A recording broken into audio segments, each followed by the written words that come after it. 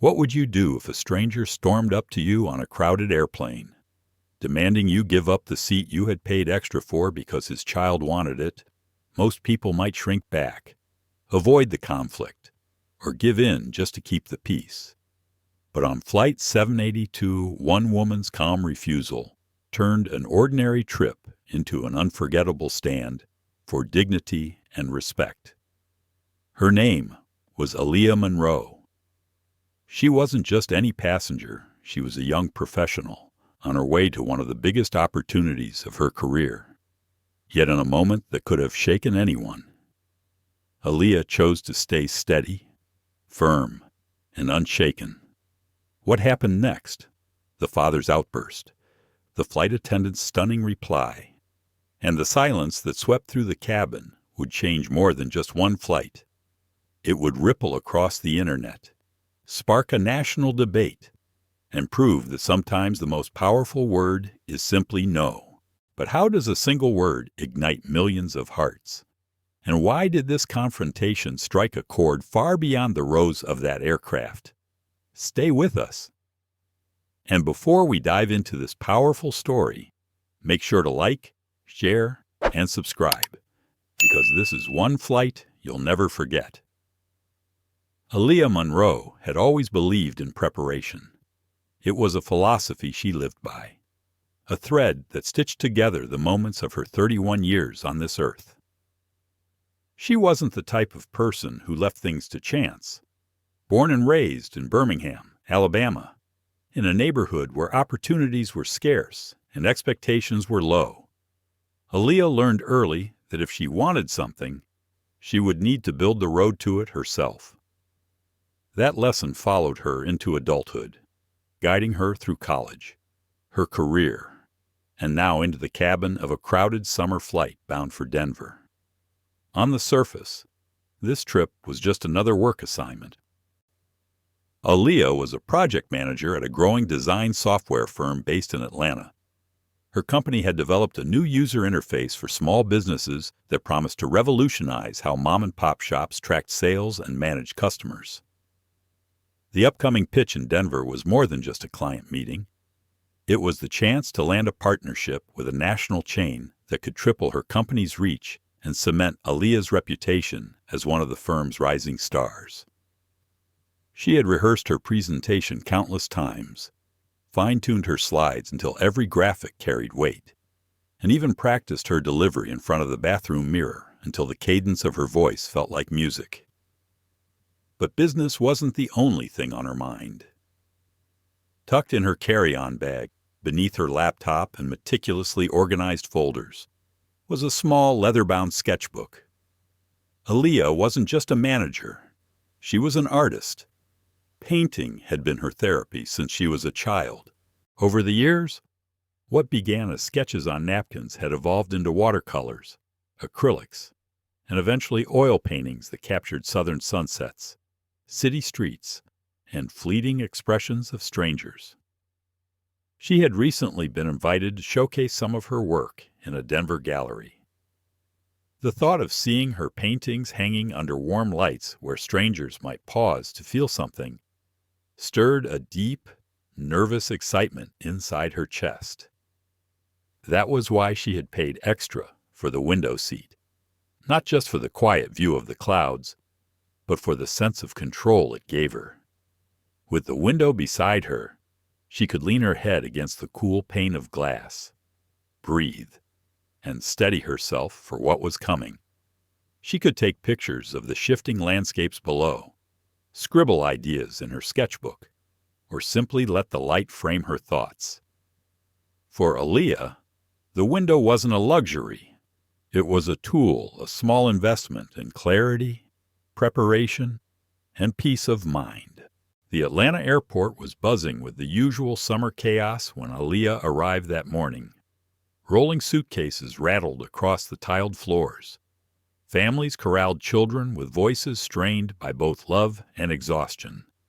Business travelers clutched coffee cups as if caffeine was the only thing holding their worlds together. Aaliyah moved through it all with her typical grace.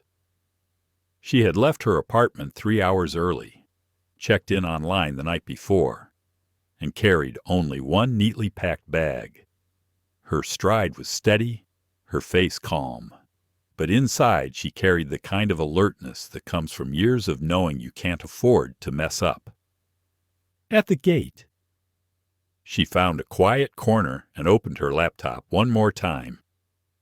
She sipped her black coffee slowly, eyes darting between bullet points, adjusting timing, rehearsing transitions.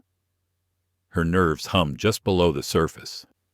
But she had learned to treat nerves like background music always there, sometimes loud, but never in control. When boarding began, Aaliyah joined the line with a quiet confidence.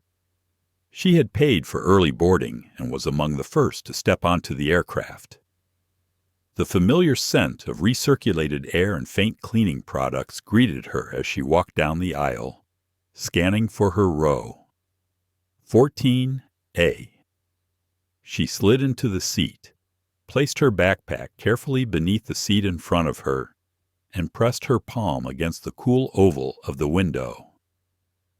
A rush of relief moved through her chest. She had made it. Everything was in place.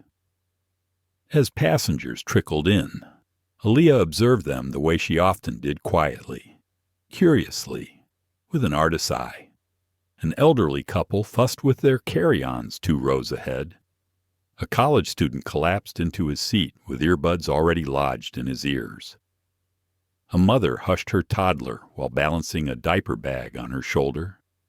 Across the aisle, a nurse in scrubs thumbed through a medical journal. The cabin was a mosaic of lives, each carrying private worries, private joys, and private reasons for flying. Aaliyah leaned her head against the window and let herself breathe. For once, she wasn't fighting to catch up. She wasn't hustling to prove herself or scrambling to fix someone else's mistakes. She was exactly where she had planned to be, exactly when she had planned to be there. That feeling rare, precious, settled into her bones like warmth. Still, there was that flicker of doubt, the familiar whisper in her mind that never truly disappeared. You're just a girl from Birmingham.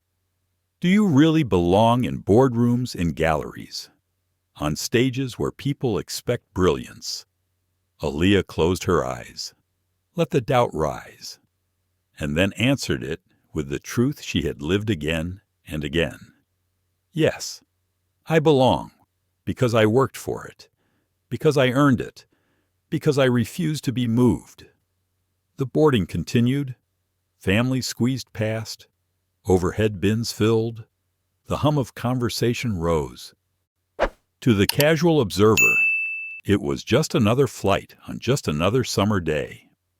But Aaliyah Monroe had no way of knowing that her carefully laid plans were about to be tested in a way she had never expected. The window seat she had paid for, the space she had claimed as her sanctuary, was about to become the center of a storm. And as always, storms reveal character. Richard Coleman prided himself on being a man who got things done. At 45, he had carved out a comfortable life for himself as a real estate broker in Charlotte, North Carolina. He wore tailored suits, drove a German car, and lived in a suburban house with polished floors and a manicured lawn. People at work described him as confident, decisive, a closer who never walked away from a deal without getting what he wanted. But those who knew him more intimately would have used different words: impatient, controlling, entitled. That morning at the Charlotte airport, Richard was already on edge. He had overslept after a late night of phone calls and a few too many bourbons. The trip to Denver had been on his calendar for months, yet he had waited until 3 days ago to book his tickets. It wasn't the first time. Planning ahead never felt necessary to him because life had always seemed to bend to his will. Hotels upgraded him, restaurants found him tables, airlines bumped him to better seats. In Richard's world, money and persistence solved everything. This trip wasn't business. Though it was personal. He was flying with his 8-year-old daughter, Sophie, to spend a week with his ex-wife who had moved to Denver after their divorce. Their custody arrangement required Richard to fly Sophie out for visits during the summer. He treated the responsibility less like a chance to bond with his daughter and more like a logistical inconvenience, something to squeeze into his calendar between closings and showings. Still, he had promised Sophie that this time he would make it easier for her. Sophie had always been nervous about flying. Airplanes made her stomach twist, and the loud rumble of engines unsettled her in ways she couldn't fully explain. The only thing that calmed her was being near the window, pressing her face to the glass, and watching the clouds roll by like drifting islands. For weeks she had told her father, her small voice hopeful, "Daddy, can I please get the window seat? I don't feel so sick when I can look outside." Richard had smiled and patted her head. "Of course, sweetheart. We'll figure it out." He never actually went online to reserve the seats. By the time he booked their tickets, all the windows were gone. What he managed to secure were 2 separate aisle seats, one in row 19 and the other several rows ahead. It wasn't ideal, but Richard had shrugged. He would just fix it once they boarded. Someone always gave in when children were involved. He told himself he was doing this for Sophie. But deep down, Richard's plan had less to do with his daughter's comfort and more to do with his own belief that people should bend when he asked them to. He imagined the scene before it happened, a polite conversation, a reasonable request, and a fellow passenger happily moving aside so Sophie could have the view she wanted. Richard would look like a caring father. Sophie would calm down, and everything would fall into place.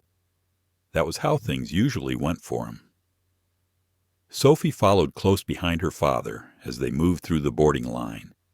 She clutched a soft gray bunny with one ear drooping, the same stuffed animal she had carried on every trip since she was 4. In her other hand was a small backpack decorated with patches of rainbows and stars. She walked quickly, trying to keep up with her father's long strides. But her eyes darted nervously toward the windows lining the jet bridge. Her voice was barely above a whisper when she tugged at his sleeve. "Daddy, are we going to have the window this time?" Richard didn't slow down. His tone was brisk, as though he were brushing off a minor distraction. "Don't worry, Sophie. I'll take care of it. You'll have the window." She wanted to believe him, but there was hesitation in her step. Sophie was old enough to sense when adults were making promises they couldn't keep. She tightened her grip on the bunny and followed her father onto the plane. The cabin was already buzzing with passengers stowing luggage and claiming seats. Richard's eyes scanned the rows like a man searching for opportunity. His gaze stopped at row 14. A woman sat by the window, her laptop open, posture calm but focused. She was alone, with no family or companions around her. To Richard, it looked perfect. He thought quickly, the way he did in negotiations. Here was a solo traveler, clearly on business, who probably didn't care much about sitting by a window. She might even prefer an aisle if he presented it as a fair exchange. Add in the fact that Sophie was a child, and surely the woman would agree. How could anyone say no? Richard straightened his shoulders, guiding Sophie down the aisle with a hand on her back. He rehearsed the line in his head firm enough to convey seriousness, but not aggressive, direct, authoritative, impossible to misinterpret. Beside him, Sophie's steps slowed as they approached. She could see the woman at the window, see the way her father's eyes narrowed slightly in calculation. A knot tightened in her stomach.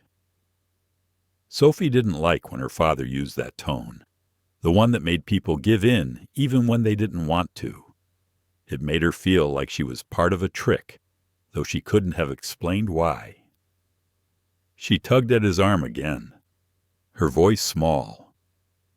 "Daddy, maybe we can just sit in the seats we got." Richard gave her a sharp look. "Sophie, trust me. Let me handle this." She fell silent, clutching her bunny tighter. Richard stopped at row 14, squared his shoulders, and prepared to deliver his request. To him, it wasn't a request at all. It was a solution. And he was certain that within minutes, his daughter would be pressed against that oval window, and the woman currently sitting there would be somewhere else, accommodating his family the way people always did. Richard Coleman didn't know it yet, but the storm he was about to stir up would not end the way he imagined. The aisle was narrow, packed with the steady shuffle of passengers finding their rows, overhead bins slamming shut, and the impatient hum of a flight crew trying to keep the boarding process on schedule. Aaliyah Monroe sat quietly in seat 14A, her laptop balanced on the tray table, earbuds resting around her neck. She was reviewing her presentation slides, highlighting points in yellow, adjusting fonts, her fingers moving with the rhythm of someone who had rehearsed this many times before. The cool glass of the window pressed against her arm, steadying her focus. She noticed the presence before she heard the words. A shadow fell across her screen, and when she looked up, a tall man stood in the aisle beside her row. His posture carried the unmistakable authority of someone used to giving orders. At his side was a small girl holding a gray stuffed bunny, her eyes large, uncertain, and fixed on the seat by the window. "Excuse me," the man said, though there was no softness in his tone. His voice carried the same clipped cadence as a boss summoning an employee. "I need you to move." Aaliyah blinked, momentarily unsure if she had heard him correctly. The hum of the cabin seemed to fade, replaced by the sound of her own heartbeat quickening in her ears. She glanced at the girl, then back at the man. "I'm sorry," she said carefully. "What did you say?"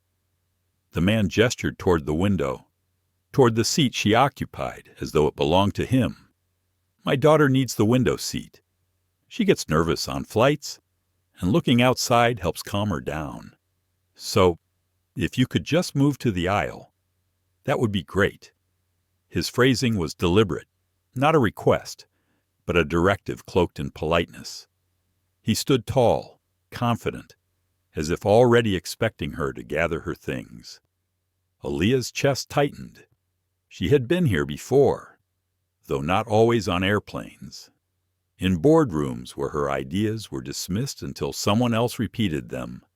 In coffee shops where people cut in line, assuming she would not protest. In art galleries where strangers assumed she was staff instead of the artist. She knew this tone, this assumption that she would comply, that she would fold herself smaller for someone else's convenience. She closed her laptop slowly and met his eyes. "I understand that your daughter might want the window," she said, her voice calm and measured, "but I paid extra for this seat. I chose it for a reason, and I need to stay here. For a moment." Surprise flickered across the man's face, as if he hadn't anticipated resistance. He adjusted his stance, his hand tightening briefly on the handle of his daughter's backpack. "Look," he said, lowering his voice slightly, though the edge remained. "I'm not asking for much here. You'd still have a seat, just the aisle instead of the window. She's only 8 years old, and this is really important for her. Surely, you can understand that helping a child is more important than whatever work you're doing." The words landed with a condescending weight. Aaliyah felt the sting beneath his dismissal. Whatever work you're doing, as if her career, her preparation, her purpose for traveling meant nothing compared to his convenience. She inhaled slowly, willing her voice to remain steady. "Sir, I respect that your daughter is nervous, but that doesn't change the fact that I paid for this seat because I need the window for my work. It's not just preference. It's part of how I planned this trip. Beside him—" Sophie shifted uncomfortably, tugging gently at her father's arm. "Daddy, it's okay," she whispered. "We can just sit where we're supposed to." Her voice was small, almost lost beneath the noise of boarding passengers, but Aaliyah heard it clearly. Richard ignored her. His focus was locked on Aaliyah, his confidence flickering into irritation. "I can't believe this," he said louder now, drawing the attention of passengers nearby. "I'm asking for a simple accommodation for a child, and you're acting like I'm trying to steal something from you." The volume of his voice drew eyes. Heads turned in rows ahead and behind. A woman across the aisle paused in tucking her purse under the seat. An older gentleman frowned over the top of his newspaper. The air seemed to thicken with the unspoken pressure of strangers watching, silently judging. Aaliyah's pulse quickened. She hated being the center of attention, but she also knew this was the moment where many people caved, when the weight of social expectation forced them into compliance. She straightened her shoulders, refusing to shrink. "You're not trying to steal anything," she said, still calm, though a steel thread wove through her tone now.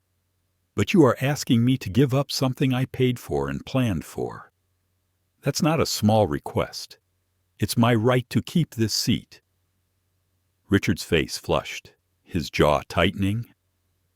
He turned to the other passengers, raising his hands slightly in exasperation. "Can you believe this?" he asked, appealing to the crowd.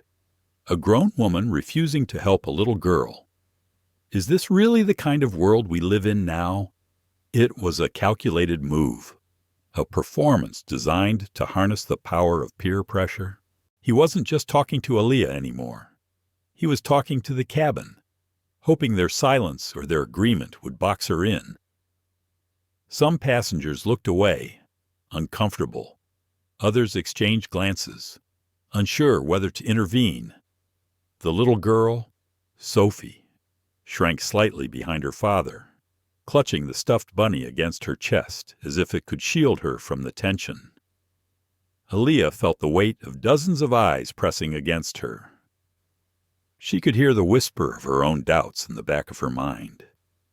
Maybe it would be easier to move. Maybe she should just let this go. It's only a seat, after all.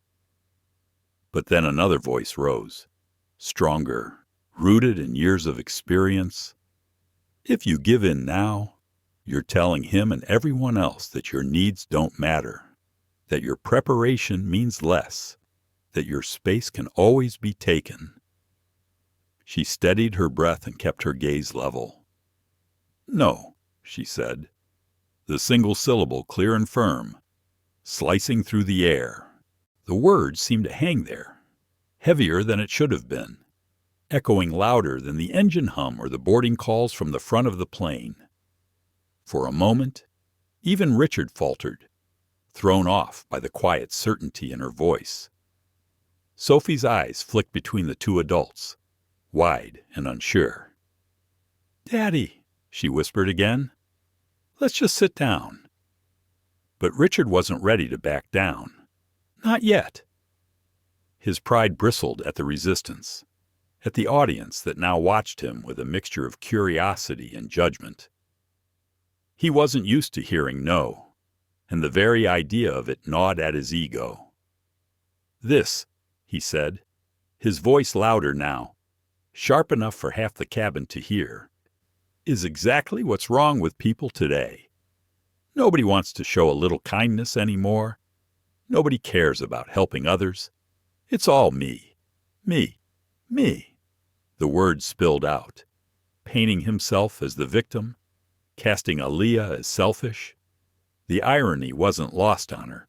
She stayed seated, calm but resolute, her hand resting lightly on her closed laptop. Around them, the tension grew. A few passengers began to murmur. One woman shook her head. A man 2 rows back muttered something under his breath. The social tide Richard had tried to summon wasn't flowing the way he expected. Aaliyah didn't gloat. She didn't smirk. She simply sat in her seat, steady as a rock, refusing to move. And in that silence, something shifted. The first cracks appeared in Richard Coleman's sense of control.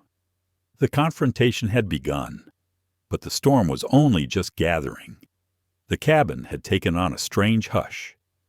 The chatter that had filled the rows moments before now dulled into whispers and quiet shifting as passengers tuned into the drama unfolding in row 14.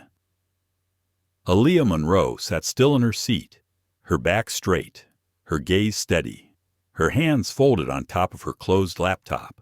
She could feel her heart beating faster, a quickened rhythm beneath her calm exterior. But she kept her breathing slow, her voice grounded. Richard Coleman towered in the aisle, his daughter Sophie at his side. His face had flushed from pink to a deeper shade of red, a telltale sign of a man who was not used to being told no.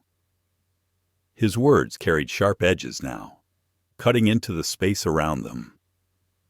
"Unbelievable," he said, his voice pitched for the rows around him. To hear a grown woman refusing to show even a shred of compassion for a child. What kind of person does that? The words weren't just aimed at Aaliyah anymore. They were bait, cast outward toward the passengers within earshot, meant to recruit allies and shame her into compliance. Aaliyah knew this tactic well. She had seen it at work in meetings, at family gatherings, even in checkout lines at grocery stores. Some people believe volume and indignation were tools of truth, as if being louder made them right. Her instinct whispered to shrink back, to let it pass, to avoid being the focus of so many strangers' eyes. But another voice rose inside her, stronger, rooted in years of being told to accept less.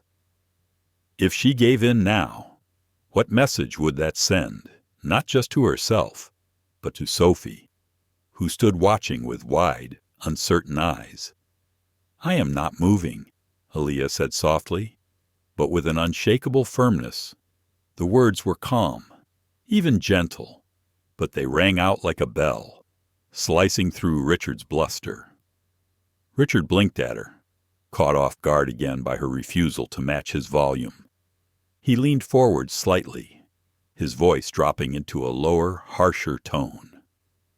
"Lady, I don't think you understand. This isn't about you. This is about my daughter. She gets sick when she flies. She needs this seat. And you're just... What's sitting here scrolling through slides like that matters more than her comfort." Aaliyah felt her jaw tighten, her slides, her work. He said it as if it were trivial, as if the countless hours she had poured into preparing for her pitch were nothing compared to his last-minute scramble.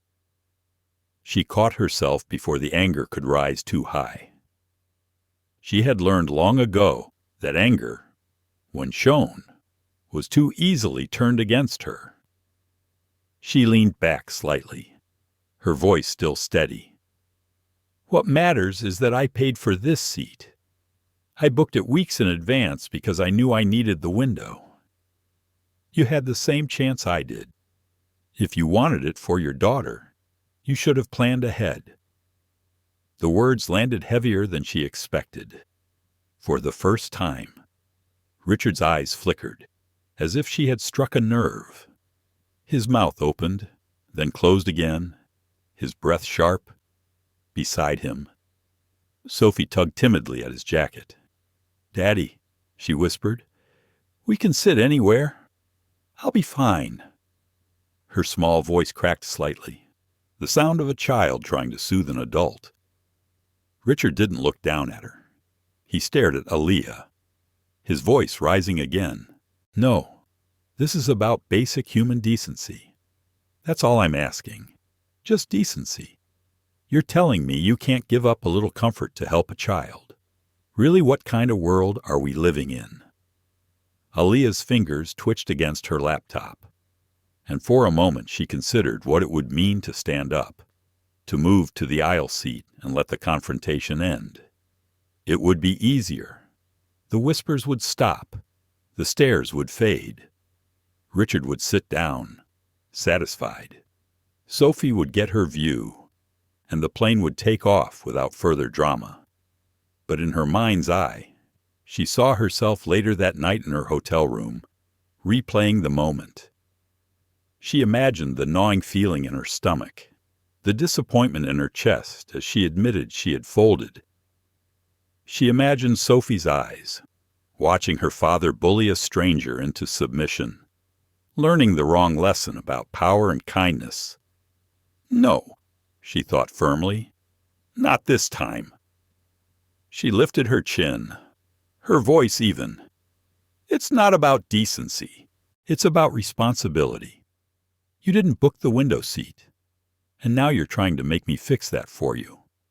That's not fair. Not to me, and not to your daughter." Her words sent a ripple through the nearby rows.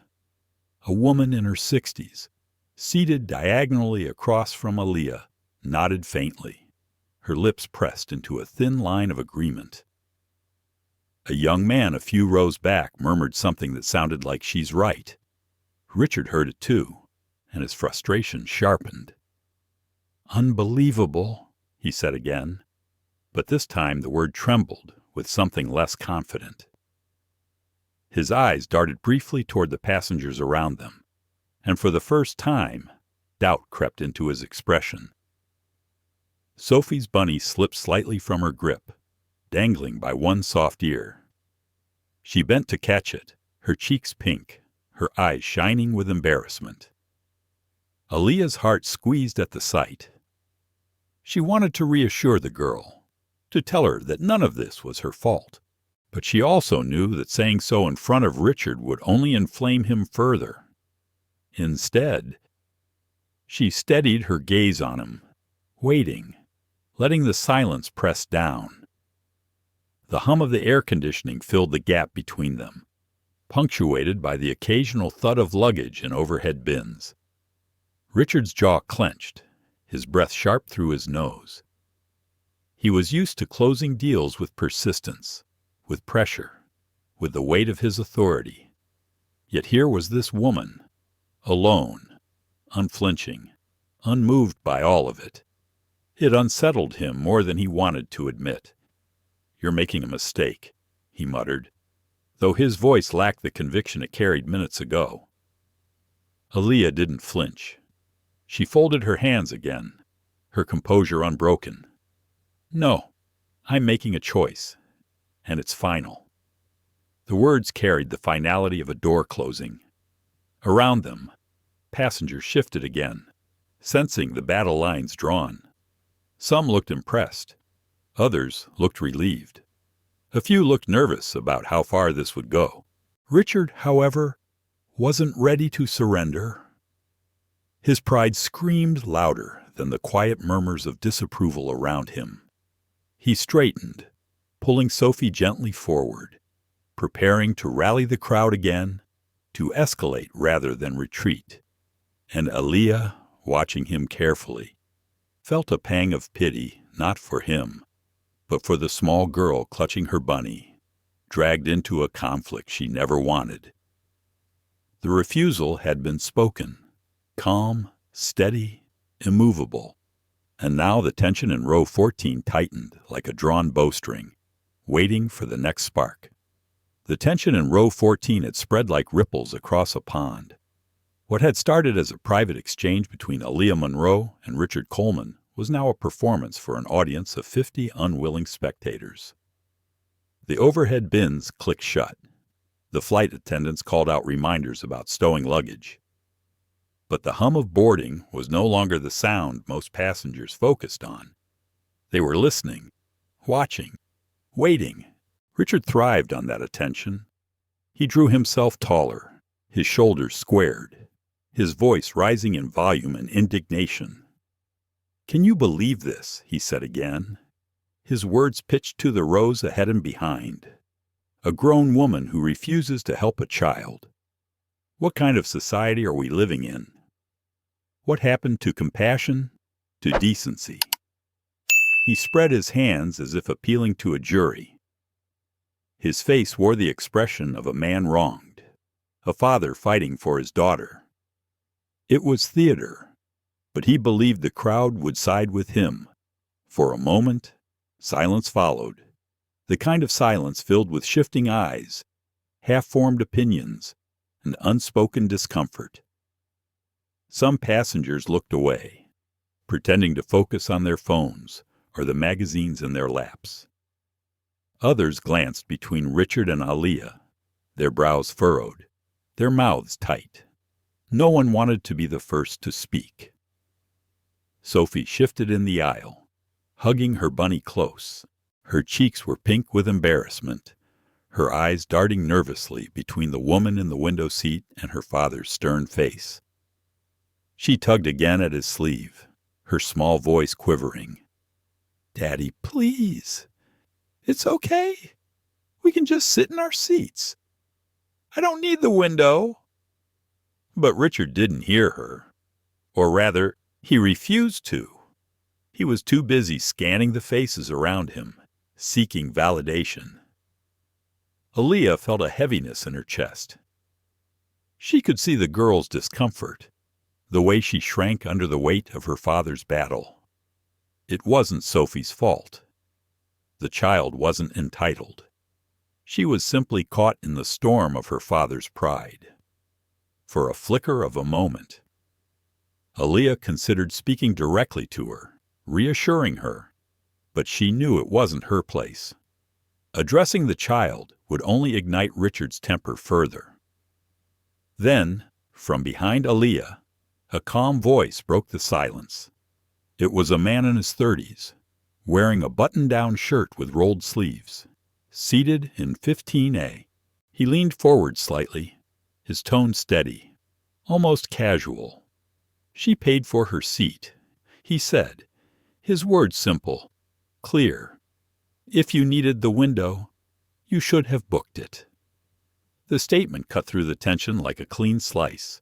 It wasn't aggressive, just matter of fact. Heads turned toward him, and a few passengers nodded faintly, as though grateful someone had voiced what many were thinking. Richard's jaw tightened. So that's it. That's the world we live in, nobody willing to help a kid. Before he could continue, another voice joined in, a woman seated beside the man, older, with silver hair tucked behind her ears, nodded firmly. "That's right," she said. Her voice carried the authority of someone who had spent a lifetime managing classrooms, perhaps, or raising children of her own. "If you wanted the window seat, you should have planned ahead. Other passengers shouldn't be forced to solve your mistakes." The words landed with weight. Aaliyah exhaled quietly, feeling a flicker of gratitude toward these strangers. She hadn't asked for their support, but their presence steadied her resolve. Richard looked around, his face burning with frustration. The narrative he had tried to spin himself as the noble father, Aaliyah as the selfish woman, was faltering. Some passengers still avoided eye contact, unwilling to involve themselves, but others were clearly siding with Aaliyah now. Sophie pulled at his arm once more, her voice barely audible. "Daddy, let's just sit down. Please." Her wide eyes shimmered with unshed tears, but Richard was too deep into the performance to retreat. He raised his voice again, louder than before. "This is exactly what's wrong with people today. Nobody cares about anyone else. It's every man for himself. What happened to kindness, to helping each other out?" The irony wasn't lost on Aaliyah. He spoke of kindness while dismissing her needs, of decency while ignoring his daughter's quiet pleas. She stayed silent, her composure unshaken, letting his words hang in the stale cabin air. From across the aisle, a young father traveling with his toddler daughter finally spoke up. He adjusted the child in his lap and turned his gaze toward Richard. "I fly with kids all the time," he said. His tone was even, but his words sharp with clarity. "If you need a window seat, you book it in advance. You don't guilt strangers into giving up what they paid for. That's called being a responsible parent." A murmur swept through the nearby rows, a current of agreement. Richard stiffened, his jaw tightening further. Sophie's face fell, her bunny clutched so tightly it seemed strained. She whispered again, almost to herself this time, "I don't need the window. I don't want people mad." Aaliyah's heart ached for her. She could feel the girl's quiet desperation, the way she wanted the argument to disappear. For a brief moment, Aaliyah's calm mask slipped inwardly, replaced by empathy so strong it nearly compelled her to end the conflict herself. But she knew surrendering wouldn't solve anything. It would only teach Sophie the wrong lesson, that her father's bullying worked, that boundaries didn't matter, that fairness could be bent to entitlement. So she stayed still, grounded, her presence an anchor in the storm. Richard turned back to Aaliyah, his eyes blazing with frustration. "You're going to regret this," he hissed, though not loud enough for everyone else to hear. "You'll see. People don't forget selfishness." Aaliyah met his gaze without flinching. "Standing my ground isn't selfishness. It's self-respect." Her voice was quiet, but it carried. A few rows over, someone actually clapped softly before quickly stopping, embarrassed by their own boldness. Richard's shoulders heaved as he drew a breath, preparing to escalate further. The aisle around them was clogged now. Boarding slowed by the confrontation. Passengers craned their necks to see what would happen next. The balance in the cabin had shifted. Richard had expected the crowd to turn against Aaliyah, to shame her into moving. Instead, more and more voices were pushing back, siding with her calm refusal. The social pressure he had tried to wield had rebounded, isolating him instead. Sophie, sensing the change, tugged once more at his sleeve, her small voice trembling. "Daddy, please, let's stop. People are staring." But Richard wasn't listening. His pride was louder than his daughter's plea. His frustration was building towards something bigger, something harsher, something that would soon push the situation past a point of no return. And Aaliyah, seated at the window, steady and unyielding, braced herself for whatever came next. The boarding process had slowed to a crawl. Passengers waiting to get past row 14 shifted impatiently, their bags heavy on their shoulders, eyes darting toward the confrontation clogging the aisle. The tension was thick enough to taste, a bitter flavor of conflict lingering in the recycled air. Richard Coleman stood rooted in place, his voice raised, his face flushed, his daughter clinging silently to her bunny. Aaliyah Monroe remained still in her window seat, her composure calm yet resolute, the quiet eye of the storm. And then came the voice, firm, clear, professional. "Is there a problem here?" The words cut clean through the cabin, pulling every restless eye toward the aisle. A flight attendant stood a few rows away, moving briskly toward them. Her name tag caught the light Camilla Reyes. Camilla had been with the airline for more than a decade. She had seen crying infants, bickering couples, delayed passengers venting their fury, and more seat disputes than she cared to count. But the moment she reached row 14, She could sense this was different. This wasn't just a disagreement over preference. It was about pride, about entitlement, about power, and it was beginning to unsettle the cabin. Richard turned to her immediately, relief flickering in his eyes. Authority had arrived, and he was confident it would lean in his favor. He softened his voice, adopting the tone of a reasonable customer. "Yes, thank you," he said quickly. "This woman is refusing to move so my daughter can sit by the window. She gets anxious on flights, and I explained that the view helps calm her down. I asked politely, but she's being completely unreasonable." His words carried the polish of a practiced negotiator, crafted to paint himself as the calm parent and Aaliyah as the obstinate obstacle. Camilla didn't respond right away. She turned her gaze to Aaliyah, who sat with her laptop closed on the tray, posture calm but steady. "Ma'am," Camilla asked, her tone neutral but firm, "this is your assigned seat." "Yes," Aaliyah said without hesitation. Her voice was steady, unshaken. "I paid extra for this seat weeks ago. I need the window for work, and I plan my trip around it." Camilla nodded slightly, her eyes flicking between the two. She could see the truth in Aaliyah's calm, the steadiness of someone who wasn't being difficult for its own sake, but simply protecting what she had paid for. She also saw the heat in Richard's face, the way his words carried not just urgency, but expectation. "Sir," Camilla said carefully, turning back to Richard, "she is in the seat that was assigned to her, the one she purchased. We can't require passengers to give up their seats to accommodate other travelers' requests." The words landed like a stone in water, sending ripples across the cabin. A few passengers exchanged knowing glances, their expressions saying what they didn't dare speak aloud. Finally, someone in authority had said it. Richard's face tightened.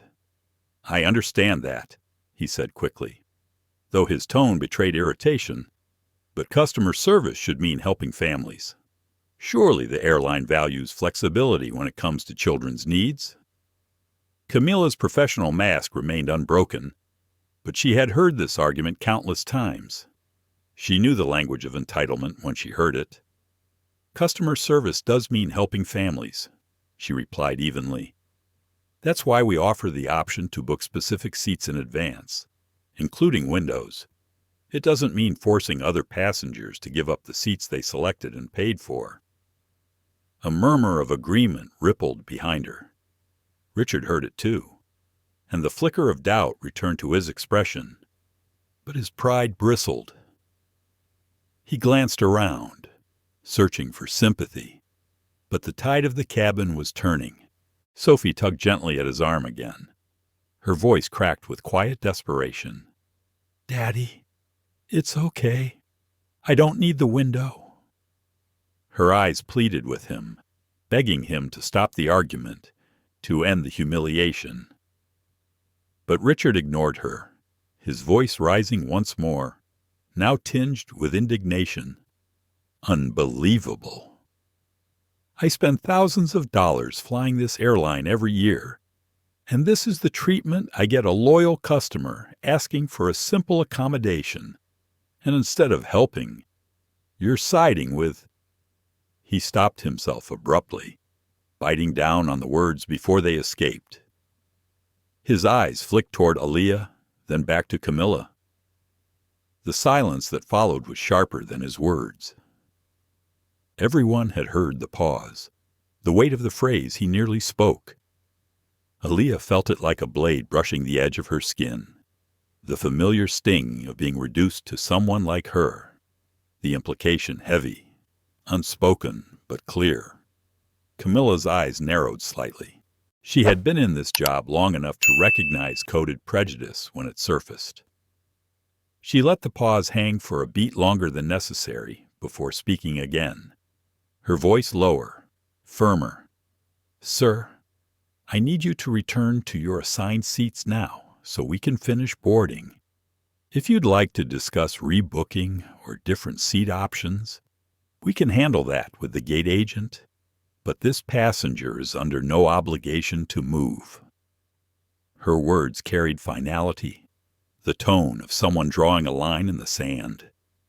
Richard bristled. He wasn't used to lines being drawn against him. His authority was so rarely challenged by employees, by service workers, even by his own family. The realization that his tactics were failing, that the cabin was not bending to his will, was infuriating. He leaned closer to Camilla, his voice a harsh whisper meant for her alone. "Do you really want to do this? Do you want to make this a bigger problem than it has to be?" Camilla's eyes held steady. "The only one making this a bigger problem is you." For a brief moment, silence reigned, the kind of silence that follows a truth spoken plainly. Aaliyah watched, her heart tight in her chest, a mix of gratitude and dread.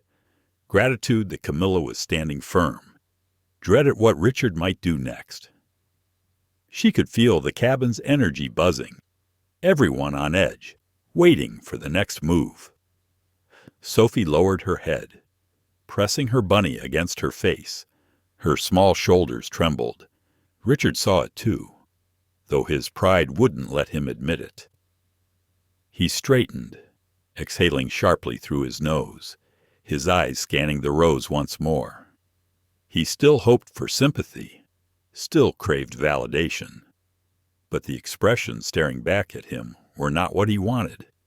Annoyance, disapproval. Some passengers looked ready to cheer for Camilla if she forced him down the aisle. The power he thought he held was slipping, and he could feel it. And so, he made a choice, a dangerous one. He raised his voice again, louder than before, louder than necessary. "This is discrimination," he barked, the word ringing harshly through the cabin. "You're treating me unfairly because I dared to ask for a little compassion. Well, I won't stand for it." The word hung there, sharp and reckless, meant to flip the narrative, to cast himself as the victim, but to the passengers watching, it reeked of desperation. Camilla's expression hardened. She stepped closer, her voice low but commanding. "Sir, this is your final warning. Either return to your seats now, or I will have to involve security." A hush fell. Everyone knew what that meant. Richard's face burned with humiliation, his pride caught in a vice. He opened his mouth, searching for one more argument, one more way to twist the narrative. But before he could speak, a small voice pierced the silence. "Daddy, please," Sophie whispered. "I just want to sit down." The words, so fragile and sincere, struck harder than any of Camilla's firm directives. For the first time, Richard faltered, caught between his daughter's plea and his pride. His hands clenched at his sides, his chest rising and falling with sharp breaths. And Aaliyah, watching it all, felt both pity and resolve. Pity for the little girl caught in the middle, resolve to stay unshaken, no matter how far Richard tried to push. The battle wasn't over, but the tide had begun to turn. The cabin was no longer just a place of boarding chatter and shuffled luggage. It had become a stage, every passenger an unwilling audience, every breath weighted with anticipation. Richard Coleman stood in the aisle like an actor who had forgotten his lines, his bluster unraveling under the scrutiny of dozens of watching eyes. His daughter clung to her bunny, small shoulders hunched, wishing she could disappear into the fabric of her father's suit jacket. Camilla Reyes, steady as stone, had delivered her final warning. "You'll return to your assigned seats, or I'll have to involve security." Her voice carried the kind of quiet authority that didn't need to be shouted to be heard. Richard should have backed down then. Any reasonable man would have. His daughter was begging. The passengers were restless. The attendant had spoken. The sensible choice was to swallow his pride and sit. But Richard's pride was louder than sense. His chest rose sharply, his jaw stiffened, and his voice, shaking now with anger, boomed out across the rows. Of course this is how it goes. Protect the selfish, punish the decent. I shouldn't be surprised, not with someone like her sitting there. The words hung heavy, poisonous. Someone like her. The shift in the cabin was immediate. A few passengers gasped softly. Others leaned forward, eyes narrowing, lips pressed thin. Even Sophie froze, her bunny slipping from her grip, tumbling to the floor. Aaliyah Monroe felt the words land in her chest like a stone. She had heard versions of them before at work, in restaurants, in neighborhoods where she was treated as if she didn't belong. Always indirect, always wrapped in plausible deniability. But the meaning was never lost. She had built armor over the years, but the sting still pierced through. She drew a breath, steady, deliberate. She would not give him the satisfaction of seeing her flinch. Camilla's composure cracked, her jaw tightening, her eyes flashing fire. She stepped closer, her voice low, sharp. What exactly do you mean by someone like her? Richard's lips curled into a half smirk, half grimace. He spread his hands as if feigning innocence. You know what I mean. People who think the world revolves around them. People who won't do the decent thing. People who put their own comfort above a child's needs. It was a flimsy attempt at disguise, but everyone heard what was beneath it. The words weren't about comfort. They were about difference. They were about othering. Aaliyah lifted her chin, her voice calm but edged with steel. I think everyone here knows exactly what you meant. And I think they also know that your poor planning doesn't justify disrespecting me. The silence that followed was powerful. It wasn't the silence of uncertainty anymore. It was solidarity. A young woman 2 rows back muttered, "Exactly." An older man near the aisle shook his head, disgust clear on his face. Richard's control slipped further. He looked around, hoping to see agreement, to see someone nodding along. But what stared back at him were eyes filled with disapproval, frustration, even contempt. And then came the voice of another passenger. A father with a toddler on his lap spoke clearly, firmly. No one here thinks you're right. You should sit down. You're embarrassing yourself and your daughter. The words landed with brutal clarity. Sophie's eyes widened, tears spilling over. Her small hand scrambled for the bunny on the floor, clutching it to her chest as she pressed herself against the nearest seat, trying to be invisible. Aaliyah's heart ached for her. The girl wasn't the problem. She was collateral damage, caught in the fire of her father's arrogance. For a fleeting second, Aaliyah wanted to reach out, to take Sophie's hand, to reassure her that not all adults acted this way, but she stayed still, because this wasn't her role to play, not yet. Camilla Reyes drew herself taller, her patience gone. "That's enough," she said, her voice carrying absolute authority. "Sir, you've crossed a line. Discriminatory remarks are not tolerated on this flight. You need to gather your belongings and step into the aisle. Now." Gasps spread across the rows. Passengers exchanged glances, some whispering, others nodding. The energy in the cabin had shifted entirely. The tide was no longer turning. It had already turned. Richard's face twisted, red with fury and humiliation. He sputtered, his words tripping over each other. "You can't be serious. I was just pointing out the truth. This is insane. I'm the one being treated unfairly here." But his voice no longer held power. It sounded small, desperate, stripped of the authority he had wielded minutes before. Sophie's voice broke through again, trembling, almost inaudible. "Daddy, are we in trouble?" The simple question landed like a blow. For the first time, Richard faltered, his eyes darting down to his daughter. He saw the tears on her cheeks, the way she clutched her bunny like a life raft. And for a fleeting second, his anger wavered. But pride is a stubborn thing.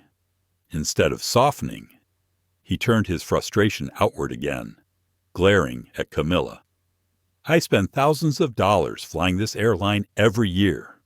I have status, miles, loyalty, and you're throwing me off a flight because I dared to ask for compassion." Camilla didn't flinch. "We're removing you because you disrespected another passenger. That's unacceptable. Loyalty status doesn't excuse discrimination." The words were final, sharp as a closing door. At that moment, a second flight attendant approached, tall, broad-shouldered, his presence radiating quiet authority. His name tag read Derek Johnson. His eyes took in the scene quickly, the passengers' expressions, the tears on Sophie's face, the rigid stance of his colleague. He didn't need the full story to understand. "Sir," Derek said firmly, "you need to come with us. Now." Richard's mouth opened, then closed. His hands trembled slightly as he grabbed Sophie's bag from the seat. The cabin was silent except for the rustle of movement. No one cheered, no one clapped, but the air was thick with something undeniable relief. Sophie followed her father, small steps shuffling, bunny dragging slightly on the floor. She glanced once at Aaliyah, her eyes wide and searching, as if silently asking for confirmation that not everyone in the world behaved like this. Aaliyah met her gaze with quiet warmth, offering the only reassurance she could, a steady nod, soft eyes. As Richard and Sophie walked up the aisle toward the front, the cabin exhaled as one, shoulders lowered, heads shook, phones slipped back into bags. The storm had not yet passed, but its center had moved. Aaliyah sat quietly, the weight of it all pressing against her chest. She wasn't triumphant. She wasn't even relieved. She was exhausted. The fight had been necessary, but it had come at a cost. She pressed her palm lightly against the window, grounding herself in its cool surface. For Sophie, the lesson was complicated. For Richard, the consequences were only beginning. And for everyone else on board, the message was clear. One woman's calm refusal had exposed entitlement for what it was, and it had changed the entire atmosphere of the flight. The aisle stretched ahead like a gauntlet. Richard Coleman moved stiffly, his hand gripping Sophie's small backpack as if carrying it with force could disguise the humiliation burning in his chest. His daughter trailed behind, her stuffed bunny dragging along the floor, its once soft ear collecting dust from the thin carpet. The silence was suffocating. It wasn't the ordinary quiet of boarding, filled with coughs and shuffles and zippers. It was deliberate, collective, the kind of silence that carried judgment in every second. Passengers leaned back in their seats, eyes following father and daughter as they walked toward the front. Some averted their gaze, unwilling to confront the discomfort. Others watched openly, expressions a mixture of disapproval and quiet satisfaction. No one spoke. No one offered sympathy. The power Richard had tried to command minutes before had dissolved, leaving only the sound of his own shoes scuffing the aisle. Sophie clutched her bunny tighter, her small body moving quickly to keep up with her father's long strides. She wanted to disappear, to melt into the floor and escape the dozens of eyes burning into her back. Her throat ached with the effort of holding back tears. She looked up once at her father, hoping for reassurance, but his jaw was clenched tight, his gaze fixed forward. His pride was louder than her fear. At row 8, a woman in her 20s pulled her phone back into her lap, the recording light blinking red. She wasn't the only one. Several passengers had captured the confrontation, the raised voices, the cutting phrase, "someone like her." Aaliyah didn't know it yet, but by the time the flight landed, clips would already be spreading online. Camilla Reyes followed close behind Richard and Sophie, her professional posture unyielding, her voice calm but firm as she said, "This way, sir. The gate agents will assist you." Her presence made clear this was not a request. It was a decision. Derek Johnson walked a few steps behind, his tall frame silent but unmistakably authoritative, ensuring the exit remained final. When Richard reached the door, he turned suddenly, his voice sharp. "This isn't over." He spat. His words pitched not at Camilla or Derek, but at the cabin full of watching passengers. "You'll regret treating people this way." But the faces staring back at him weren't sympathetic. Some were stone-faced, others were weary. A few shook their heads in clear dismissal. And then a voice from the back, quiet but firm, broke the silence. "The only one embarrassing anyone is you." Richard's face burned crimson. He turned away sharply, pulling Sophie through the open door. The moment they stepped into the jet bridge, the door closed behind them with a heavy thud. The sound was final, like a curtain falling at the end of a disastrous performance. Inside the cabin, the silence stretched for a beat longer. Then came the exhale, dozens of passengers releasing the tension they had held in their chests. Shoulders lowered, murmurs returned, the shuffle of boarding resumed. The storm had passed, but its echoes lingered in the recycled air. Aaliyah Monroe sat in her seat, her hands folded tightly in her lap. Her chest rose and fell slowly, her calm composure masking the adrenaline still racing beneath her skin. She hadn't wanted this. She hadn't asked for it. All she had done was protect her space, her preparation, her dignity. And yet the confrontation had become something larger, something public. She looked out the window for a moment, the tarmac bright under the afternoon sun. Beyond the glass, luggage carts moved briskly. Workers in neon vests directed traffic. The machinery of travel continued without pause. Out there, life moved on, indifferent to the storm inside the cabin. But here, she could feel the shift. Across the aisle, a man in his 30s leaned slightly toward her. His toddler squirmed in his lap, tugging at the safety card in the seat pocket. "You handled yourself perfectly," he said quietly, his voice low enough to avoid drawing more attention. "Most people would have caved just to end the noise. You didn't. That matters." Aaliyah gave him a small nod, her throat tight. She wanted to thank him, but her voice caught.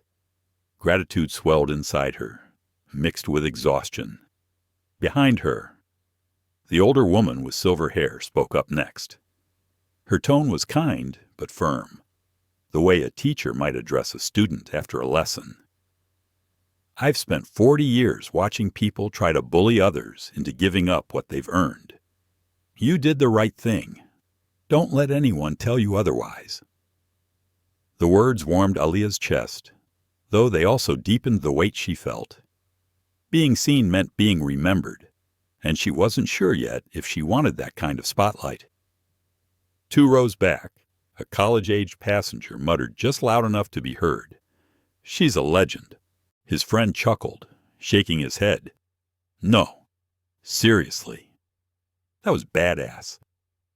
The casual praise sent a small ripple of laughter through the back rows, breaking the last of the tension. For the first time in half an hour, the cabin felt like it belonged to travelers again, not combatants. Camilla returned down the aisle, her posture still firm but her eyes softening when they met Aaliyah's. "Are you all right?" she asked quietly.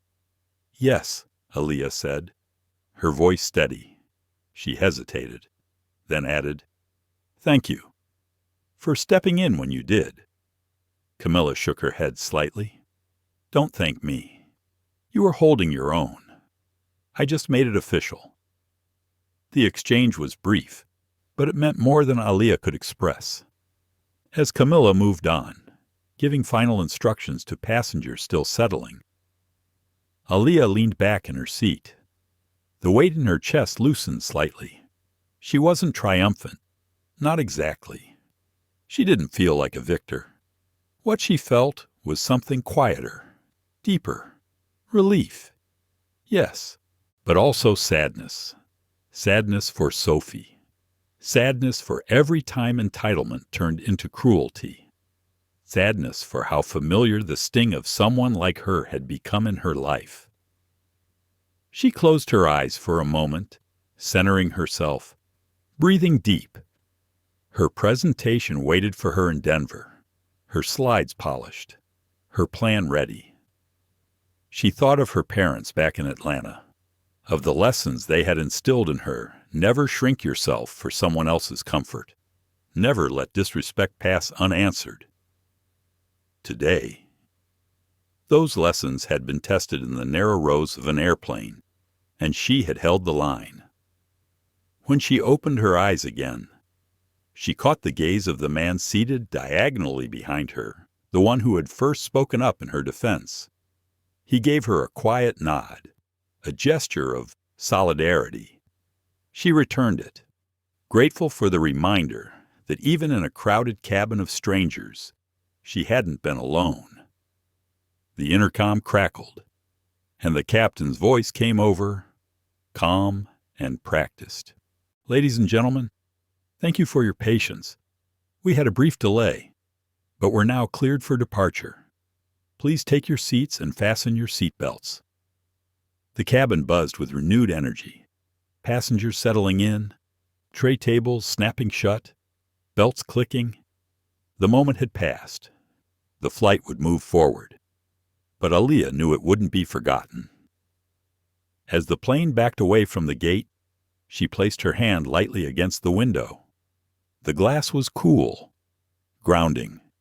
She didn't smile. She didn't need to. Her stillness was enough. She had not moved. The engines hummed low as the plane taxied away from the gate, a steady vibration that filled the silence like a background drumbeat. The cabin, once tense and sharp, had softened. Passengers leaned into their seats. Headphones slipped on. Books opened. Yet the echoes of what had happened still clung to the air, woven into the very fabric of the flight. Aaliyah Monroe sat quietly in her window seat, her laptop closed but resting on the tray table in front of her. The cool glass of the window pressed against her arm, grounding her. Outside, the sun angled across the tarmac, glinting off wings and fuel trucks. It should have felt like any other flight, but nothing about this felt ordinary anymore. She drew a breath, slow and measured, the kind she had practiced in yoga sessions back home in Atlanta. Inhale, steady, hold, exhale, release. But even as her breath calmed her body, her mind raced. The words someone like her replayed in her head like an unwelcome echo. It wasn't new. Oh, it wasn't the first time she had heard something like it, and she doubted it would be the last. She remembered her first internship at a tech firm in Midtown Atlanta, when a senior engineer had praised her for being surprisingly articulate. She remembered the landlord who had assumed she was visiting, not living, in the condo she bought with her own money. She remembered the colleague who once told her she was lucky to be a diversity hire, as if her degrees, her work ethic, her brilliance meant nothing. Each memory lived in her like a scar faded over time, but still tender when touched.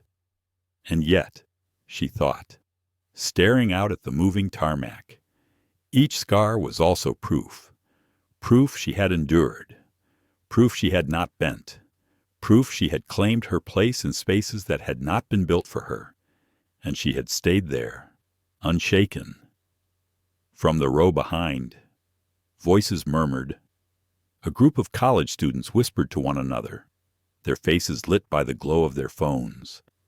The faint sound of a video played, muffled by volume controls. A snippet of Richard's voice carried just far enough for Aaliyah to catch it someone like her. Then the sound of gasps, followed by Camilla's firm reply. They were watching it already, posting it, sharing it. The story was no longer contained within the cabin. It was leaking into the world beyond, carried on screens and feeds, ready to be consumed by strangers who hadn't seen the sweat on Sophie's palms or the steady rise of Aaliyah's chest as she refused to move. A part of her wanted to shrink at the thought. She wasn't someone who sought the spotlight. She preferred her work, her art, her close circle of friends. Going viral was never on her vision board. But another part of her, the part that had stared down Richard's glare and held her ground, wondered if maybe it was good. Maybe people needed to see. The seatbelt sign chimed, the nose of the plane lifted, and the ground fell away beneath them. The hum of the engine swelled, pressing everyone back into their seats. Clouds drifted past the window, soft and white against the deepening blue sky. For a few moments, the cabin was filled with the simple awe of flight. When the plane leveled, Aaliyah opened her laptop. Not to work. Not yet. She stared at the blank document on her desktop for a long moment, her fingers hovering above the keyboard. She thought about typing her thoughts, documenting the incident while it was fresh, but the words refused to come. Her mind was too full of noise. Richard's voice, Sophie's quiet pleas, Camilla's firmness, the whispers of the passengers. Instead, she closed it again, folding her hands in her lap. Beside her, across the aisle, the young father who had spoken earlier bounced his toddler gently, humming under his breath. When he caught Aaliyah's eye, he offered her a small smile. It wasn't pity. It wasn't even admiration. It was solidarity. A quiet recognition between two people who understood that sometimes doing the right thing meant holding steady under pressure. Aaliyah returned the smile faintly, grateful for its simplicity. As the hours passed, the cabin settled into the rhythm of flight. Snack carts rolled down the aisle. The smell of pretzels and ginger ale mingled with recycled air. A teenager behind her laughed at something on his phone. An elderly couple across the aisle dozed with hands clasped together. It all looked so ordinary, and yet Aaliyah felt like the world had shifted slightly, like a compass that had clicked to a truer north. Her thoughts drifted to Sophie. She pictured the girl's wide eyes, the tremble in her voice, the desperate clutch of her bunny. That child hadn't asked for any of it. She had been a pawn in her father's performance, her needs twisted into leverage. Aaliyah's chest tightened as she thought of Sophie walking up the aisle, small and shaken, carrying the weight of her father's anger. She whispered a silent wish into the hum of the cabin, that Sophie would grow up knowing her worth, that she would learn compassion without entitlement, strength without cruelty, that she would remember not just her father's anger, but also the woman who had stayed calm, unshaken, even when the world pressed her to yield. The wish sat heavy in her chest, a quiet prayer carried on recycled air. Hours later, as the captain announced their descent into Denver, the cabin stirred awake. Seatbacks clicked upright. Trays snapped closed. Passengers adjusted jackets and gathered stray magazines. The flight attendants moved briskly, checking belts, ensuring bags were stowed. Aaliyah pressed her forehead lightly to the window, watching as the Rockies rose into view, jagged peaks dusted with snow, catching the glow of the late sun. It was breathtaking, and for a moment, the beauty of it eased the weight in her chest. She thought of her meeting tomorrow, the presentation slides she still needed to rehearse. She thought of her paintings waiting in her apartment in Atlanta, canvases splashed with blues and golds. She thought of her grandmother's voice, always reminding her, "Baby, don't let anyone move you from your place. If God put you there, you stay." Aaliyah smiled softly to herself. She hadn't moved. As the wheels touched down and the engines roared in reverse, she felt the vibrations not just in the seat beneath her, but in her chest, like the earth itself was affirming her stance. She had walked onto the plane as a business traveler with plans and deadlines. She would walk off it as something more, not by choice, not by design, but by truth. She had stood firm in the face of entitlement, and in doing so, she had reminded an entire cabin, maybe soon an entire world, that sometimes the most powerful act is refusing to yield. The plane slowed, taxiing toward the gate. Passengers unbuckled, reaching for bags, stretching limbs. The ordinary rhythm of arrival took over, yet beneath it, the extraordinary remained. Aaliyah gathered her laptop, her bag, her jacket. She moved with the quiet grace of someone who had carried weight and refused to drop it. And as she stepped into the aisle, she knew the story wasn't ending here. It was only beginning. Denver International Airport buzzed with its usual energy, rolling suitcases clattering over tile, boarding announcements echoing from speakers, children tugging impatiently at parents' arms, to everyone passing through the terminal. Flight 782's arrival from Atlanta looked like just another plane emptying its passengers into the busy arteries of travel. But for those who had been inside that cabin, the weight of the journey lingered. Aaliyah Monroe stepped into the jet bridge with her laptop bag slung over one shoulder, her hand gripping the strap tightly.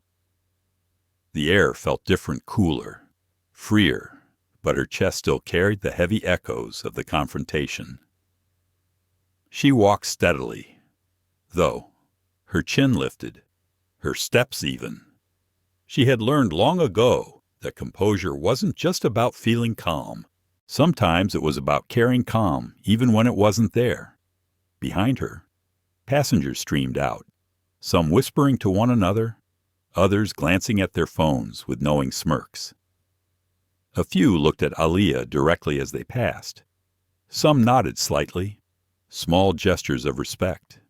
Others gave faint smiles, solidarity in their eyes. She returned their gazes quietly, grateful but also weary. By the time she entered the terminal, her phone buzzed in her pocket. Then again. She frowned, pulling it out. Dozens of notifications lit up the screen, messages from friends, emails from colleagues, tags on social media. Confusion flickered across her face. She hadn't posted anything. It didn't take long to understand. Someone had. She tapped one of the notifications and a video filled her screen. The angle was shaky, filmed from a few rows back on the plane. Richard's voice rang out clear. "I need you to move." Aaliyah's calm reply followed. "I paid for this seat." The video continued, showing the escalating exchange. The line someone like her cutting like a blade, the passenger's gas, and Camilla's firm intervention. The clip was less than 2 minutes long, but it had already been shared thousands of times. Aaliyah's stomach tightened. The words scrolling beneath the video were a flood of opinions, outrage, support, debate.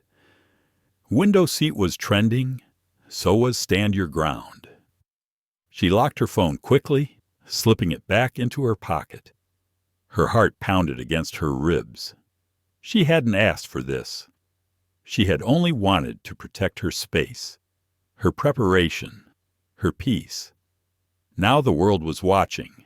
In the terminal, the college students who had been whispering on the plane walked ahead of her, one of them holding his phone high. "It's already at 50,000 views," he said to his friend, his voice tinged with awe. "By tonight, it'll be everywhere. Everywhere." The thought made Aaliyah's skin prickle. She wasn't sure if it was fear or something else. She moved toward baggage claim, weaving through the crowd. Her flight wasn't just a layover. Denver was her destination. The presentation, the gallery, the chance to prove herself in both her worlds. That was what she had prepared for. Not this, not headlines, not hashtags, but she couldn't stop the spread. Already, blogs were picking it up. A news alert pinged across another passenger's phone. Airline passenger refuses to give up. Seat confrontation goes viral. Aaliyah kept walking, her pace steady, her breath measured. She told herself to focus on what was ahead: the pitch, the work, the art. Yet her mind betrayed her, pulling her back to Sophie's face, the wide eyes, the trembling voice. "Daddy, please," the way the girl had looked at her, silently asking if kindness still existed in the world. That memory weighed heavier than the notifications. At baggage claim, a young woman in a red jacket approached hesitantly. She had been sitting 3 rows behind Aaliyah on the flight. "Excuse me," she said softly. "I just wanted to say you handled that with so much grace. I don't think I could have." "Thank you." Aaliyah blinked, caught off guard. She forced a small smile. "Thank you," she replied quietly. The woman nodded once, then melted back into the crowd, leaving Aaliyah standing still, her suitcase rolling off the carousel. She pulled it free, the handle cool against her palm, her mind buzzing. Her phone buzzed again. She ignored it. Outside, the Colorado air hit her a dry warmth laced with mountain wind. The wide horizon stretched beyond the terminal, the Rockies sharp against the fading sky. Aaliyah paused, her suitcase beside her, her bag over her shoulder. For the first time since the confrontation, she exhaled deeply. The air felt cleaner here, but peace didn't last. At her hotel later that evening, she opened her laptop to rehearse her slides one final time. The moment the Wi-Fi connected, the flood came rushing in. News outlets had already written headlines. Passenger stands her ground against entitled father. Flight attendant shuts down. Disrespectful demand. One word changed the entire plane. No. Her name wasn't in the headlines yet, but the clips were spreading fast. It wouldn't take long. Aaliyah closed the laptop again, pressing her palms against her temples. She hadn't sought any of this. She hadn't craved an audience, a platform, or a viral moment. She had wanted peace. She had wanted space. And yet, she knew, deep down, she knew why people were responding. It wasn't about a seat. It was about respect. About how often respect was denied to women like her, and how rare it was to see someone stand firmly without raising their voice, without breaking their calm. It was about entitlement being exposed in real time. It was about the quiet power of refusing to yield. She sat back in her chair, staring at the muted TV in her hotel room. A news anchor's lips moved silently on the screen, her image accompanied by scrolling captions about airline conflict and viral confrontation. Aaliyah whispered to herself, almost like a confession, "This isn't just my story anymore." Her phone buzzed again. This time she checked it. A message from her best friend back in Atlanta lit the screen. "Saw the video. You were incredible. Call me when you can. Proud of you. The words softened something inside her. She typed back quickly. Later. Need to breathe. She placed the phone face down, stood, and moved to the window of her hotel room.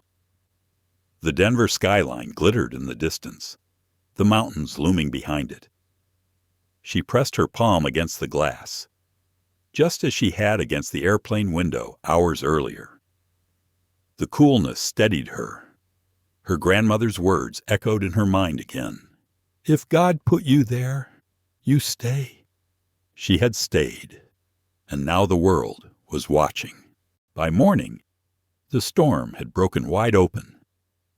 Aaliyah Monroe woke to the vibration of her phone on the nightstand, the screen flashing with dozens of new notifications. She blinked groggily, reaching for it, squinting against the early light spilling through her hotel curtains. She had barely slept, tossing between dreams of the flight and the quiet dread of what waited when the world fully caught up. Her phone didn't wait. The top of the screen displayed the trending tags: Soar window seat, stand your ground, Flight 782. She scrolled quickly, her pulse quickening with each post. A familiar video clip replayed over and over from different angles. Each one captured the same arc: Richard demanding, her refusing, his voice rising, the words "someone like her," Camilla's firm intervention. Comment after comment poured beneath the videos. This woman is my hero. Why are people still acting entitled in 2025? Protect Aaliyah Monroe at all costs. Her name. There it was, typed out in bold letters by strangers she'd never met. At some point overnight, someone on the plane had tagged her, maybe recognizing her from LinkedIn or Instagram. Now her name was attached to the story. Her life pulled into a current that she hadn't chosen. Aaliyah sat up, the sheets pooling around her waist, her heart hammering. She clicked away from the comments, her thumb trembling slightly. She didn't want to drown in them. Not yet. The hotel TV confirmed what she already knew. National news had picked it up. A morning anchor sat behind a glossy desk. The headline scrolling beneath her: Airline confrontation sparks debate over respect, boundaries, and bias.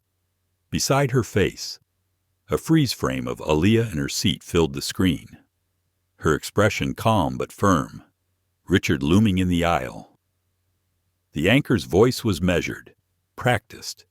The incident, captured by multiple passengers, has already garnered over 10 million views online. Viewers across the country are praising passenger Aaliyah Monroe for her composure in refusing to give up her paid window seat to a man demanding it for his child. The situation escalated when the man made a remark many are calling racially coded, leading to his removal from the flight. The airline has since issued a statement supporting its crew's actions and reaffirming a zero-tolerance policy for discriminatory behavior. 10 million views. The number spun in her head. The clip cut to a panel of commentators. One, a parenting blogger, insisted that children's needs should be prioritized, but not at the expense of fairness. Another, a diversity consultant, spoke passionately about microaggressions and the importance of standing firm. And a third, a travel expert, pointed out that airlines provided options for booking window seats and that poor planning didn't entitle anyone to demand more. Aaliyah muted the TV, her chest tightening. They were talking about her as though she were a symbol, an idea, a case study. But she wasn't just that. She was a woman who had wanted to edit her slides in peace, who had carried a stuffed laptop bag and a bottle of water, who had stared out the window for calm. She pressed her palm to her forehead, whispering into the empty room, "I didn't ask for this." Yet, beneath the overwhelm, another thought flickered. Maybe it wasn't about what she asked for. Maybe it was about what needed to be seen. Her email inbox was another avalanche. Messages from strangers filled the screen. Some were heartfelt thanks.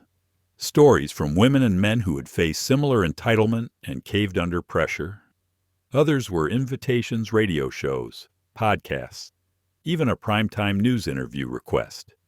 A few, predictably, were cruel.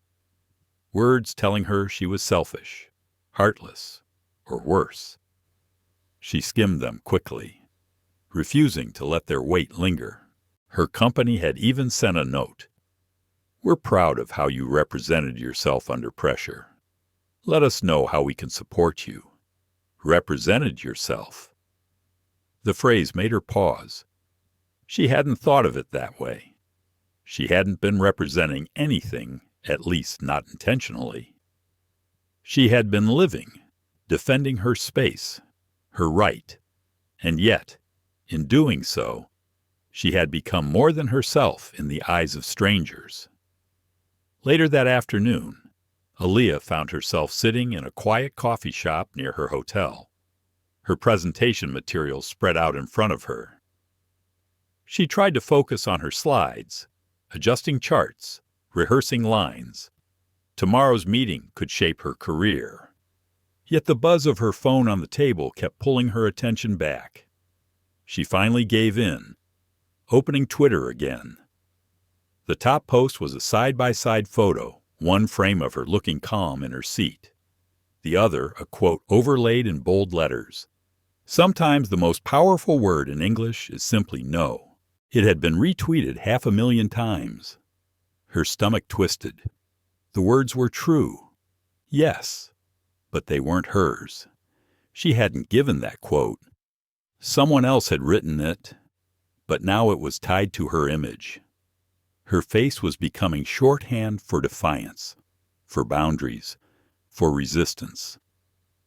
She took a sip of her coffee, the bitterness grounding her. She thought again of Sophie, of the way the girl had clutched her bunny, of the way she had whispered to her father, "Daddy, please." That small voice haunted Aaliyah more than the viral clips or the headlines.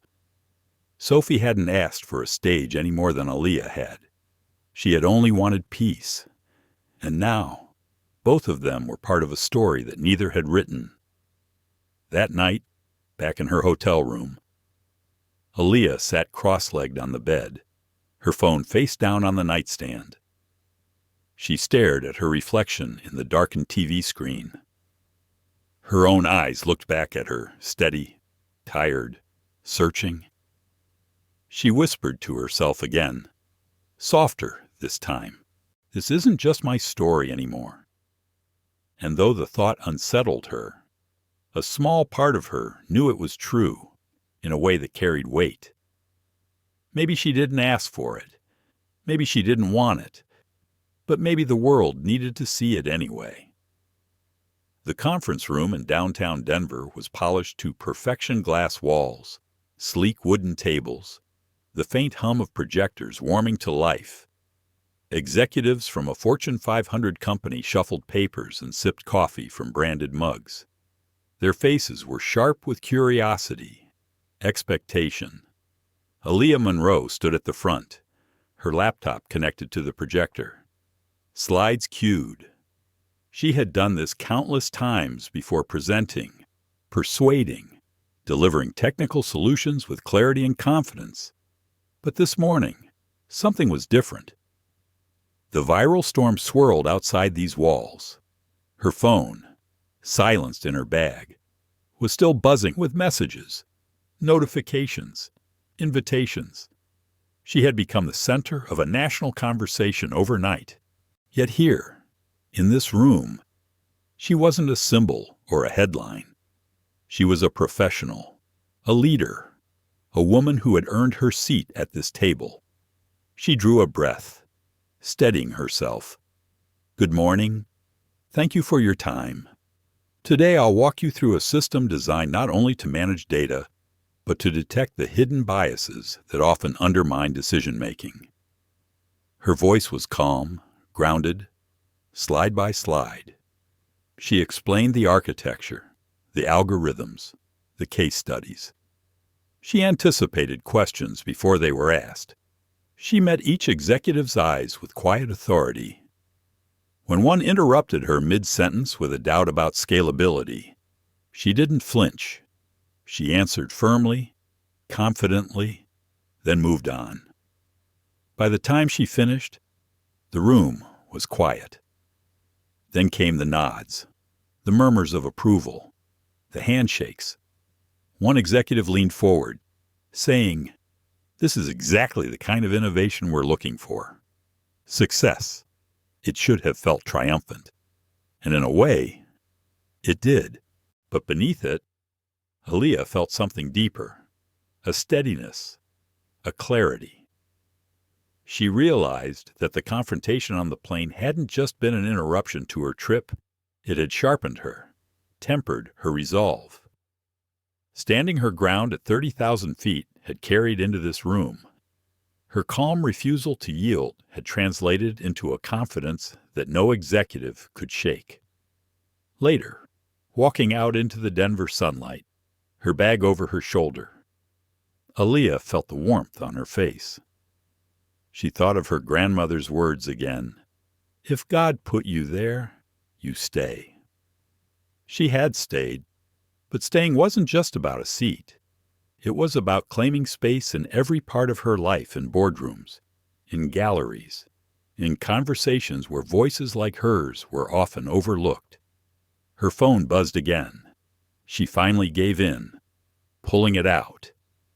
A new headline filled the screen. From airplane seat to national stage, how one woman's refusal sparked a movement. Movement. The word felt heavy. She wasn't sure if she wanted to be anyone's movement. She wasn't sure if she was ready to be more than herself. But maybe movements didn't wait for permission.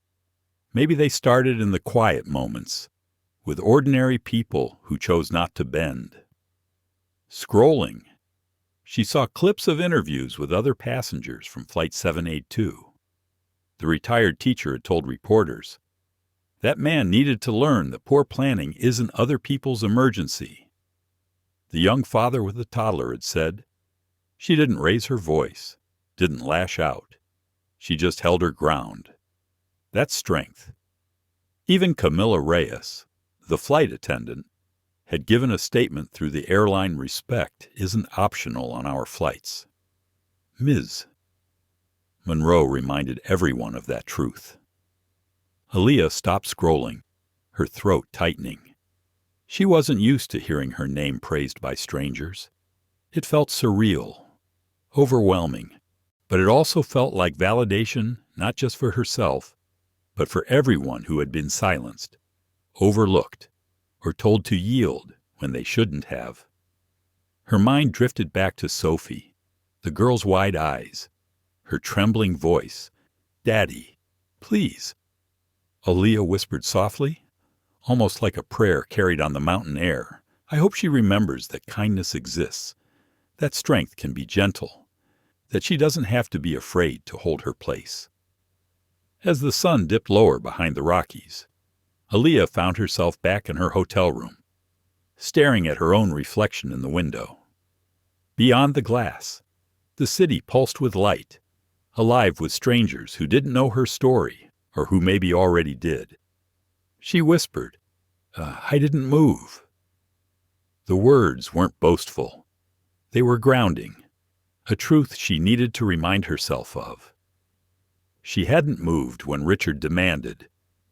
She hadn't moved when his voice rose. She hadn't moved when his words turned sharp, coded, cruel. And because she hadn't moved, something larger than her had shifted. It wasn't about a seat. It was about respect, about dignity, about the quiet, unshakable power of saying no when the world expects you to yield. By the end of the week, the video had reached 20 million views. Commentators dissected it, airlines discussed it, workplaces cited it, students wrote about it in classrooms. But for Aaliyah Monroe, the lesson was simpler. The most radical act wasn't the attention, the headlines, or the movement. It was the moment itself, the moment she sat still, calm, unshaken, and chose not to move. And that choice, small, quiet, deliberate, echoed louder than Richard's demands ever could. As she closed her curtains that night, slipping into bed, Aaliyah felt the weight lift from her chest. Tomorrow, the world might call again. Tomorrow, another request, another invitation, another headline. But tonight, she rested in the truth she had claimed at 30,000 feet. She had stayed, and sometimes that was enough to change everything.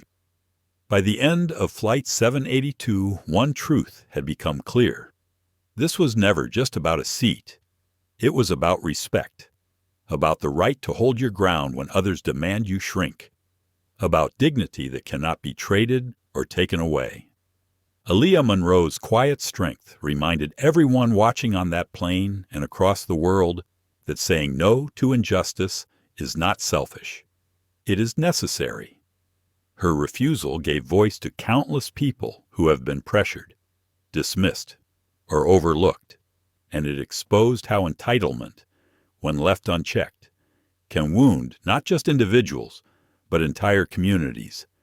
We should also remember Sophie, the little girl caught in the middle. Her story reminds us that children watch, listen, and learn. May she grow up knowing that true strength is rooted in fairness, and that kindness should never be overshadowed by arrogance. This story leaves us with a challenge. What would you have done, and what will you do the next time respect is on the line? If this story moved you, if it made you think, feel, or stand taller, show your support by liking, sharing, and subscribing. Together, we'll keep telling the stories that matter, stories that demand truth, justice, and respect.